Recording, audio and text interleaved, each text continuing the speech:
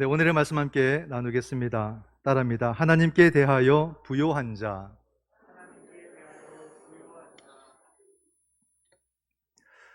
오늘의 본문은 사실 한 2주 전 마리아의 선택이라는 말씀을 통해서 말씀을 전하면서 제가 참고 구절로 삼았던 말씀입니다. 마리아의 선택 기억하십니까? 그죠? 우리에게 망각의 은혜를 주셔서 늘 우리가 새로워질 수 있다는 것도 하나님의 귀한 은혜인 것 같습니다. 이 마리아의 선택에서 우리가 묵상했던 것은 그거죠. 우리는 소유지향적인 삶을 살지 말고 존재지향적인 그런 삶을 살자. 기억은 나시죠? 그죠? 그러면서 소유지향적인 삶의 그런 비유로서 오늘의 본문을 그때 제가 간단히 소개했던 그런 기억이 있습니다. 오늘의 본문이 어떻게 시작이 되냐면 한 부자가 그해 소출이 풍성했다 이렇게 말을 해요. 농사를 지었는데 풍성한 어떤 그런 결과를 얻게 되었다는 거죠. 보십시오. 이 사람 원래 부자예요. 부자인데다가 소출까지 풍성히 거두게 되었으니 얼마나 좋겠습니까? 참, 이 사람은 그저 횡재했다. 그냥 가만히 있어도 부가 자꾸 늘어나는 그런 모습을 보여주고 있습니다. 이 상황이 얼마나 좋을까. 그런데 이렇게 모든 것이 좋아지고 많아지면 기분 좋은 일만 있어야 될 텐데 기분도 좋지만 또 한편에 마음이 복잡해지는 부분이 생긴 겁니다. 그 부분이 17절에 나옵니다. 내가 곡식 쌓아둘 곳이 없으니 어찌할까. 이게 문제였던 거죠. 내가 곡식 쌓아둘 곳이 없으니 어찌할까. 막 내가 거두는 거 많은데 이걸 다 챙겨두지 못하게 될 그런 상황이 처하게 된 것입니다. 많은 것들이 내게 주어질 때 물론 기쁘죠. 즐겁죠. 그러나 우리가 여러분 그런 생각도 해야 될 것 같습니다. 그리스도인들이 모든 걸 자꾸 우리가 갖고 얻고 누리고 그런 것에 너무 집착하는 것이 아니라 그런 것이 내게 주어진다면 그 다음은 내 삶은 어때야 되나? 나는 그 다음에 어떻게 판단하고 나 어떻게 행동을 해야 될까? 그것을 우리가 준비하지 않고 자꾸 무언가를 구한다는 거죠. 그러다 보니까 그게 주시는 것이 내게 시험이 되고 그것 때문에 넘어지는 그런 경우들을 많이 보게 됩니다. 나는 내가 구하는 것을 왜 구하는가? 무엇 때문에 구하는가? 어떻게 사용하려고 하는가? 그런 생각들과 그런 믿음의 계획들을 세워놓고 우리는 하나님 앞에 기도하는지 또 땀을 흘리며 수고하는지 우리를 한번 돌아봐야 되는 거예요. 우리의 삶이 앞뒤가 맞지 않는 경우들이 많거든요. 열심히 무언가를 달라고 하는데 그것을 통해서 무엇을 하고자 하는지에 대한 하나님 앞에서의 고백은 부족하다 이 말입니다. 그러니까 많은 실수를 하죠. 이 사람은 부자이면서도 많은 소출을 거두어서 너무 기분이 좋습니다. 그러면 그것을 어떻게 써야 할까? 사실 방법은 여러 가지로 생각해 볼 수가 있습니다. 어쨌든 부자이기 때문에 기본적으로 자신의 곳간이 큼직하지 않겠습니까? 그러면 그 빈 부분들을 채우면 되는 거예요. 이렇게 다 채우고 그러고도 남는다는 거 아닙니까? 본인이 계산해 볼 때. 그러면 그 남는 부분에 대해서는 또 가난한 자들이 반드시 있기 때문에 그런 사람들을 평상시 지켜보았을 것이고 그런 사람들과 함께 할 수 있는 그런 삶의 시간들을 마련하는 것이 옳지 않겠느냐 하는 거죠. 그것도 하나의 방법일 것이고 또 많은 소출을 거두기까지는 그것을 위해서 열심히 수고한 사람들이 많이 있다는 것입니다. 그러면 그 사람들에게도 좀 더 넉넉하게 나누어주고 그 사람들도 부유하게 만드는 것이 본인에게 주어진 그런 또 책무가 아닐까 그런 생각도 하고요.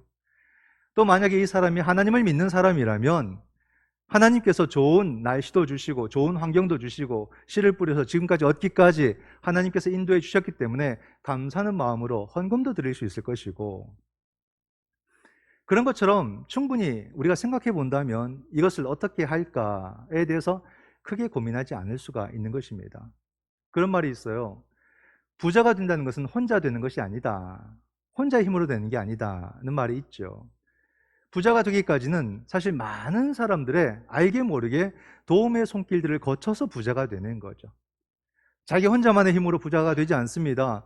수많은 사람들의 손길을 통해서 부자에 이르게 되는 것입니다. 그렇게 될 때 우리가 생각해 볼 수 있는 것은 부자가 된다는 것은 또 한편으로 빚진 자가 된다는 거예요. 이런 마음을 가질 수 있다면 참 건강한 부자죠. 그 사람은 돈을 어떻게 쓸지, 재물을 어떻게 쓸지 이미 아는 사람이에요. 이 부자가 이런 마음이 있었다면 이 문제가 어렵지 않았을 텐데 오늘 이 부자는 그런 생각을 할 줄 모르는 사람이었다는 것을 예수님께서 보여주고 계십니다. 그래서 그 사람이 선택한 것이 뭐냐면 자신의 곳간을 새롭게 짓는 것이었습니다. 19절 말씀을 보게 되면 또 내가 내 영혼에게 이르되 영혼아 여러 해 쓸 물건을 많이 쌓아두었으니 평안히 쉬고 먹고 마시고 즐거워하자. 부자인데다가 올해는 풍년이 되어서 더 큰 부자가 된 이 사실에 대해서 얼마나 기쁘겠습니까? 또 사실 이 부자는 어떤 불법한 일로 부자가 된 게 아니에요. 불의한 일이 아니라 자연스러운 수고와 또 선한 어떤 모습 속에서 부자가 되었다는 것을 알 수가 있습니다.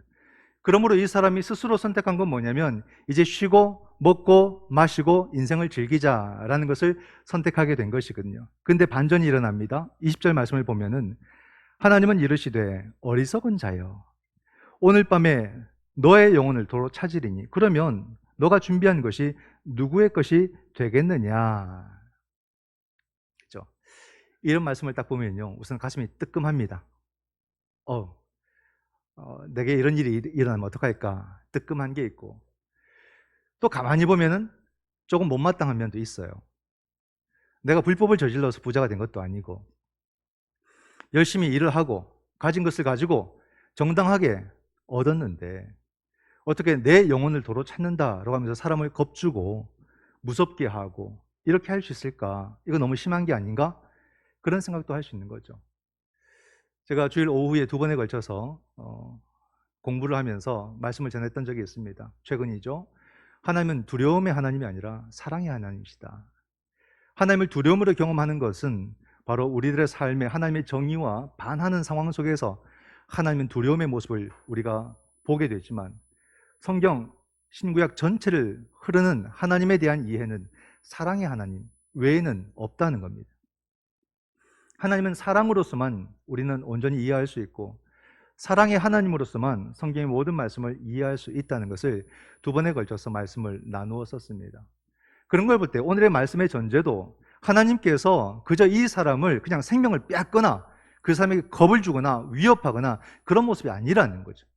이런 하나님에 대한 분명한 통전적 전제가 있다면 이 말씀을 갖고 오해하지 않습니다. 이 말씀은 무엇을 말하는 것일까? 우리의 삶을 제대로 좀 직시하자라는 메시지라는 거예요. 왜 삶을 우리가 그렇게밖에 보지 못하느냐? 어떻게 사는 것이 옳은 삶이며 어떻게 사는 것이 바른 삶이냐? 다시 말한다면 어떻게 사는 것이 하나님을 믿는 사람다운 삶을 사는 것이냐? 그걸 질문하는 거죠. 또는 그 방향을 제시하는 거예요. 어떤 길을 가야 될까? 그것을 우리에게 말해주는 말씀입니다. 21절 말씀을 보면 자기를 위하여 재물을 쌓아두고 하나님께 대하여 부여하지 못한 자가 이와 같으니라. 여기서 오늘의 제목이 나오는 겁니다. 자기를 위해서 재물을 쌓아두고 하나님에 대해서 부여하지 못한 자라고 나오는 거예요. 어떤 사람을 가리킬까요? 물질이 자기 삶의 중심이 된 물질로 자기 삶을 판단하는 그런 삶, 그런 어떤 인생관을 말하는 것입니다. 모든 기준이 물질인 거예요. 돈이냐 아니냐, 돈이 될 것이냐 안 될 것이냐, 이익이 될 것이냐 안 될 것이냐, 모든 판단의 기준을 다 그렇게 하는 겁니다. 그건 참 안타까운 모습이죠. 이런 사람은요, 물질이 많으면 인생의 즐거움이 올라가요. 물질이 줄어들면 인생의 즐거움도 같이 줄어드는 사람입니다. 그러니까 물질이 그 사람의 삶을 정의해버린 겁니다. 참 아쉽죠. 저는 목사로서 우리 성도들이 그저 그냥 가난하게 청빈이라는 말 가지고 그냥 없이 그렇게 살기를 원하지 않습니다. 저는 우리 모든 성도들이 본인들이 원하는 만큼 정말로 믿음 안에서 계획하고 준비한 만큼 그것을 이루기 위해서 필요한 만큼의 모든 물질들을 다 가지고 누릴 수 있기를 바랍니다. 그러나 물질이 내 삶을 평가하지 않도록 하는 것, 물질이 내 삶을 가두지 않도록 하는 것, 그것이 중요하지 않느냐, 그 말씀을 드리는 거예요. 사람들은 말합니다. 나는 균형을 이룰 수 있어. 한쪽으로 치우치지 않아. 그렇게 말하는데 그렇게 할 수 있다면 참 좋은 일이죠. 근데 그게 쉽지 않다 이 말입니다. 오늘의 말씀은 내가 물질을 얼마나 가질 것이냐, 이걸 말하는 게 아니에요. 얼마나 내가 물질 앞에서 내가 그걸 잘 조정할 것이냐, 그걸 말하는 게 아닙니다. 오늘의 말씀은 당신은 하나님 앞에서 부유한 자인가, 이걸 묻는 거예요. 내가 하나님 앞에 부유하지 못하다면 아무리 노력해도 우리는 금세 이 어리석은 부자의 모습으로 빠질 수밖에 없는 거예요. 물질을 삶의 가치로 알고 그 가치에 매몰되어 가지고 헤어나오지 못하는 그런 인생이 되고 마는 겁니다. 그냥 물질이 있을 때 즐겁고 물질이 없을 때 슬픈 그런 인생으로 빠지고 마는 거예요. 오늘의 말씀이 우리에게 요구하는 것은 당신은 하나님 앞에 부유한 자입니까? 이걸 묻는 거죠. 여러분 어떻습니까? 나는 지금 하나님 앞에 부유한 자라고 말할 수 있느냐? 이 사실을 한번 확인해 보시라 이 말입니다. 자기를 위해서 재물을 쌓아가는 그런 인생의 구조를 내가 가지고 있느냐, 아니면 내가 어떠한 상황 속에서도 물질이 있든지 없든지 나는 하나님 앞에 부유한 자인가, 이것을 분명히 하자 이 말이죠. 오늘의 말씀은 어떻게 시작되냐면 한 사람이 주님께 찾아와서 곤란한 질문을 하면서 시작이 됩니다. 무슨 질문을 하냐면, 주님, 형에게 얘기해서 아버지의 유산을 좀 이렇게 잘 나누도록 얘기 좀 해주세요. 그 얘기를 하는 거예요. 주님은 이 문제에 개입하고 싶지 않았습니다. 왜냐하면 유산 상속의 문제는 율법에 잘 나와 있거든요. 그럼 율법대로 하면 되는 거예요. 또는 율법사를 찾아가거나 랍비를 찾아가서 조언을 구하면 되는 것입니다. 그런데 주님은 그 사람의 이야기를 듣고서는 그 사람에게 따끔히 꼬집습니다. 그것은요, 그 사람에게만 하는 말이 아니라 그 주변에 있던 모든 사람들이 들으라고 하는 말씀이고, 이 말씀이 기록된 것은 오늘 우리에게도 똑같이 주님께서 하시는 말씀입니다. 15절 말씀을 우리는 잘 들어야 됩니다. 모든 탐심을 물리치라. 사람의 생명이 그 소유에 넉넉한 데 있지 아니하니라. 사람의 생명이 그 소유에 넉넉함이 있지 않다. 그러기 위해서는 탐심을 물리치라. 이렇게 말하고 있습니다. 여기서 탐심은 뭘 말하겠습니까? 재물을 말하는 거예요. 물질을 말하는 거예요. 골로새서 3장에 보면 사도 바울도 이 탐심을 물질이라고 말을 합니다. 우리가 물질에 대해서 탐심을 갖는 것은 우상숭배다, 이렇게 표현합니다. 근데 여러분, 우리가 탐심을 물리친다는 게 가능할까요? 가능하겠습니까? 불가능합니다. 우리가 살아감에 있어서 모든 것은 다 돈과 연결이 돼요. 먹고 자고 입고 모든 의식주는 전부 다 돈과 연결이 되어져 있습니다. 오늘날 물질이 필요한 가장 어찌 보면 그 물질을 가장 요구하고 극단적인 그런 물질 추구하는 그런 시대를 우리가 살아가고 있지 않습니까? 자본주의의 끝판왕, 그죠? 심지어는 공산주의도 사회주의도 그 시장 경제는 이제 자본주의 경제를 취하고 있지 않습니까? 너도 나도 전부 다 이 물질을 추구하는 그런 사회를 살아가는 거예요. 이러한 사회 속에서 탐심을 물리치라. 이건 오늘 우리 시대 가운데 어찌 보면 참 동떨어진, 우리 시대와 어울리지 않는 그런 요청이 아닐까, 그런 생각이 들고, 탐심을 물리치라는 것을 바꿔놓으면은 오늘 우리 시대에 경쟁력이 없는 사람이 되고 마는 겁니다. 무언가를 얻고 취하고 쟁취하고 올라가고 그런 삶의 태도를 이 사회가 요구하는데, 뭔가 성경이 우리에게 말하는 것은 그냥 청빈을 말하는 것 같고 검소를 말하는 것 같고 그냥 미니멀한 그런 삶을 우리에게 요구하는 것처럼 그렇게 이 말씀이 받아들여지는 거죠. 근데 이것은 우리가 말씀을 오해하는 겁니다. 오늘의 말씀은 우리에게 그냥 청빈하게 살아라, 그걸 말하는 게 아니에요. 무엇이 당신을 진짜 풍요롭게 할까? 무엇이 내 인생을 즐거운 삶으로 이끌어줄까? 그걸 정확하게 보자 이 말입니다. 탐심을 통해서 재물을 얻어가는 것이 내 삶을 풍요와 즐거움으로 이끄는 것이 아니라 참된 믿음의 세계가 내 삶을 즐거움으로 풍요로 이끌어 간다는 것을 우리에게 가르쳐주고 있는 거죠. 우리의 생명이 그 소유의 넉넉함이 있는 것이 아니다라고 말합니다. 여기서 중요한 것은 뭐겠습니까? 소유가 아니라 생명이거든요. 그죠? 그럼 우린 질문을 해야 됩니다. 생명이 무엇입니까? 라는 질문을 해야 돼요. 근데 이런 질문을 잘 하고 삽니까? 이런 질문이 우리 어색하지 않습니까? 어색해요. 잘 안 하니까. 우리는 무슨 질문을 자주 합니까? 소유에 대한 질문을 자주 해요. 늘 소유. 그러다 보니까 이 생명에 대한 질문이 어색합니다. 근데 내 인생을 향하신 하나님의 관심은 어디에 있을까요? 소유에 있을까요? 생명에 있어요. 하나님은 나의 생명에 관심이 있지 내가 무엇을 소유하느냐 거기에 관심이 없어요. 그렇기 때문에 내가 하나님을 믿는다면 나는 생명에 대해서 늘 질문을 해야 되는 겁니다. 생명이 무엇인가? 이 질문이 시원찮으면요, 우리의 삶은 또 바뀌는 거예요. 생명에 대한 참된 가치가 아니라 결국에는 재물을 갖고 그것을 누리는 데 있어서 인생의 즐거움이 있다고 알게 되고 그런 삶으로 가게 돼 있습니다. 그렇기 때문에 우리는 이 신앙의 참된 주제를 가지고 질문을 자꾸 던져야 되는 거예요. 하나님이 관심이 있는 것에 나도 관심을 갖고 질문을 던지게 될 때 우리의 삶의 방향이 온전히 갈 수 있다는 것을 오늘의 말씀이 우리에게 해주고 있는 거 아니겠습니까? 생명은요, 성경에 보면은 하나님의 선물이라고 말합니다. 모든 생명, 사람만을 포함하지 마시고요, 정말로 살아있는 모든 것은 다 하나님께로부터 그 생명이 선물로 주어졌다. 선물로 주어졌다는 건 뭡니까? 하나님께로부터 왔다 이 말이에요. 창세기 2장에 사람을 지으시는 장면이 나옵니다. 흙으로 사람을 빚으시고 그 코에 생기를 불어넣으니 그가 생명이 된지라, 이렇게 말하죠. 그것은 사람의 탄생의 과정을 보여주는 게 아니에요. 우리의 생명이 하나님께로부터 왔다, 그 말이에요. 나의 생명이 하나님께로부터 왔다는 건 뭡니까? 내가 내 삶을 발견하게 되고 내 삶의 참된 가치를 알고 내 삶의 참된 풍요를 느끼는 것은 오직 하나님 안에서만 가능하다, 이 말이에요. 그러니까 성경은 줄기차게 늘 우리에게 하나님을 믿으라, 하나님에게 영광을 돌리라, 그 말을 하는 겁니다. 하나님에게 집중하라, 집중력을 흐리지 마라는 겁니다. 어떤 소유 때문에 하나님을 향한 그 집중력을 흐리지 마라, 이 말이에요. 어떤 소유를 위해서 하나님을 수단화하지 마라, 이 말. 하나님이 목적이 되어라, 그 얘기를 하는 겁니다.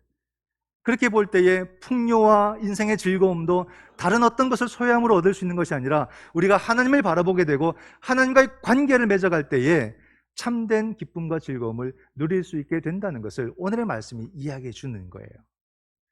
우리가 무엇을 소유해야 하나님에서 누릴 수 있는 것들을 얻을 수 있겠습니까? 그런 것은 없다, 이 말이죠. 그러므로 우리의 삶이 하나님에게 집중하고 있는지, 믿음의 삶에 천착하고 있는지, 그런 부분들을 우리가 잘 살펴봐야 되는 거죠.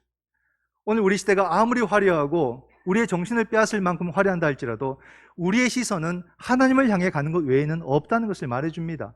왜냐하면 그것만이 내 생명이 주 안에서 풍성해지는 길이고 내 생명이 참된 즐거움으로 나가는 길이기 때문에 그것을 우리에게 요구하고 있는 거죠. 우리 교회가 빚을 갚았다고 광고를 했죠. 참 즐거운 일이지만 한번 생각해 볼까요, 여러분?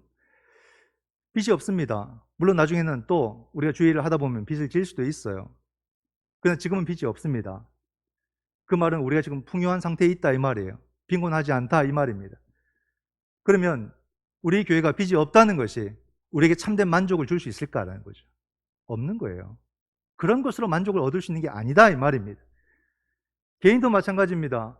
우리는 과거보다 지금 내가 더 많은 물질을 가질 수 있고 더 좋은 집에서 살고 더 좋은 가전과 가구들을 들여놓고 산다고 해서 거기에서 난 참된 인생의 즐거움을 내가 누릴 수 있느냐는 거죠. 그럴 수 없다, 이 말입니다. 그게 안 된다는 거예요. 오늘 성경이 우리에게 말해주는 것은 당신의 모든 존재의 근원과 당신의 모든 삶의 기쁨은 오직 하나님 안에서 경험되는 것이다, 이 말을 하는 겁니다. 그러므로 우리가 더 힘써야 되는 것은 하나님과의 깊은 관계로 나가는 거예요. 내 삶이 하나님에게 집중하는 거예요. 우리가 하나님을 향해서 우리가 빈곤하면은 우리의 삶이 인생의 쾌락과 인생의 즐거움 속에서만 어떤 물질을 통한 그 소유를 통해서만 내 인생의 참된 즐거움을 누릴 수 있다라고 우리는 오해하게 돼 있습니다. 그렇기 때문에 우리는 항상 하나님에게 내 모든 삶이 집중되어지도록 그런 삶의 모습과 그런 삶의 태도로 살아가는 것이 오늘 저와 여러분들에게 요구되는 삶의 모습인 거죠. 현대를 살아갈 때 물질은 반드시 필요합니다. 그래서 두말할 필요가 없어요. 물질의 소중함과 물질의 필요함은 그것은 저나 여러분이 잘 압니다. 전 여러분들이 필요한 만큼, 그죠? 필요한 만큼 물질들을 다 누리시기를 바라요. 여러분께서 믿음으로 삶을 계획하시고 그 계획에 맞게 필요한 물질들을 열심히 기도하며 구하며 살아가는 그런 삶의 태도 굉장히 좋습니다. 그러나 제가 여러분들에게 꼭 말씀드리고 싶은 것은 그럼에도 여러분 우리 그리스도인들은 물질로 인생을 살려고 해서는 안 된다, 이 말입니다. 물질을 얻고 구하는 그런 삶의 모습은 있어도 물질로 인생을 살려고는 하지 말자는 거예요. 물질의 유무를 떠나서 자기 삶을 누릴 줄 아는 그런 그리스도인들이 되어야 한다 이 말이죠. 사도 바울이 고백하지 않았습니까? 내가 있을 때나 없을 때나 내게 능력 주시는 자 안에서 내가 모든 것을 할 수 있느니라. 내가 물질을 가졌든지 덜 가졌든지 그것을 떠나서 내게 능력 주신 자 안에서 내 인생을 즐기고 내 인생의 풍요로움을 나는 그리스도 안에서 나는 경험하고 살아갈 것이다. 이 고백이 오늘 우리 가운데 나타나야 되는 거예요. 그러기 위해서는 우리는 더욱더 주의 말씀에 집중을 하고 주님께 예배를 드리며 내 모든 삶의 그 말씀의 가치와 그 기준으로 살아가려고 노력을 하고 하나님께로 더 가까이 가는 그런 삶의 모양들을 만들어 가셔야 됩니다. 하나님을 수단화하지 말고 하나님이 내 삶의 목적이 되도록 그렇게 우리의 모든 삶을 집중하며 살아가야 돼요. 하나님께로부터 생명을 인도받을 때만 우리의 모든 삶이 주 안에서 참된 풍요와 즐거움을 누릴 수 있다는 것을 오늘의 말씀이 분명하게 가르쳐주고 있습니다. 오늘의 말씀은 무엇이 진정 우리의 삶을 즐겁게 하는가, 어떻게 해야 우리가 즐거운 인생을 살 것인가, 그 이야기를 하는 것입니다, 여러분. 그것은 오직 하나님 신앙 안에서만 가능한 것이고 예수 그리스도 안에서만 허락된 삶이라는 것을 다시 한번 더 기억하시고 더욱더 우리가 하나님께 부유한 자가 되어서 우리에게 허락하신, 내게 허락하신 이 인생을 즐겁게 살아가시는 그런 성도들이 다 되시기를 주님의 이름으로 축원드립니다. 아멘. 기도하겠습니다.